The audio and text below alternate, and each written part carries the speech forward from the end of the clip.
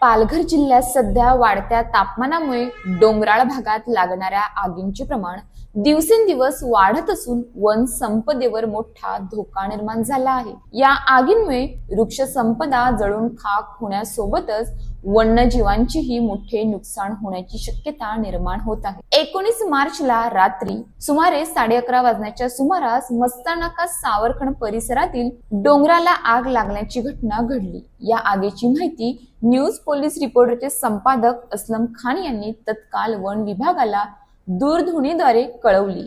माहिती मिळताच मौजे नांदगाव वन परिक्षेत्रातील कर्मचारी तातडीने घटनास्थळी दाखल झाले।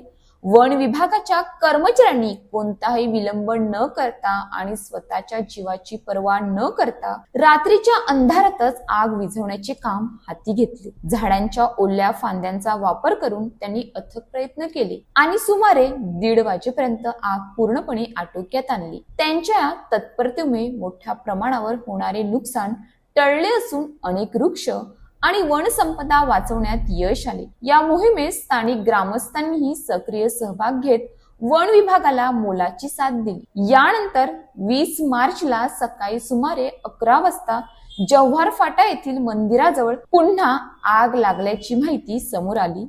यावेळी वन विभागाने तत्काळ प्रतिसाद देत घटनास्थळी धाव घेतली। मशीनच्या साह्याने तसेच ग्रामस्थांच्या मदतीने 1.5 ते 2 तासांच्या अथक प्रयत्नानंतर ही आगही नियंत्रणात आणण्यात यश मिळाले। या दोन्ही घटनांमध्ये वन परिक्षेत्र अधिकारी वैभव सातपुते यांच्या मार्गदर्शनाखाली वनपाल प्रभाव भोई नांदगाव, वनरक्षक राजेश खांड्रा नांदगाव आणि वनरक्षक जितेश बरसट कोसबाड यांनी धाडसी आणि जबाबदारीपूर्ण कामगिरी बजावली। प्राथमिक अंदाजानुसार या आगी अज्ञात व्यक्तींनी शिकारीच्या उद्देशाने लावल्या असाव्यात किंवा तीव्र उन्हामुळे लागल्या असाव्यात। मात्र वेळेवर मिळालेली माहिती आणि वन विभागाची तत्काळ कारवाई यामुळे मोठे नुकसान टळले। ही दिलासादायक बाब आहे। वन कर्मचारी दिवस रात्र सतर्क राहून अशा आगींवर नियंत्रण मिळवत आहेत। त्यांच्या तत्परतेमुळे पर्यावरणाचे मोठे नुकसान होण्यापासून वाचत आहे, हे विशेष उल्लेखनीय आहे। वन ही आपली अमूल्य संपत्ती आहे।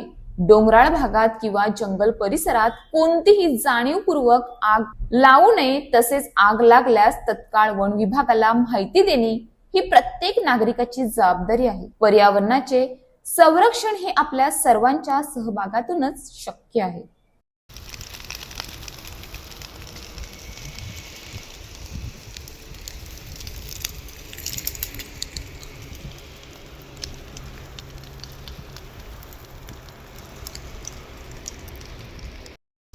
जो वनरक्षक आहे त्याचा फोटो काढत नाही, हे प्रूफ असतात ना आपल्याला।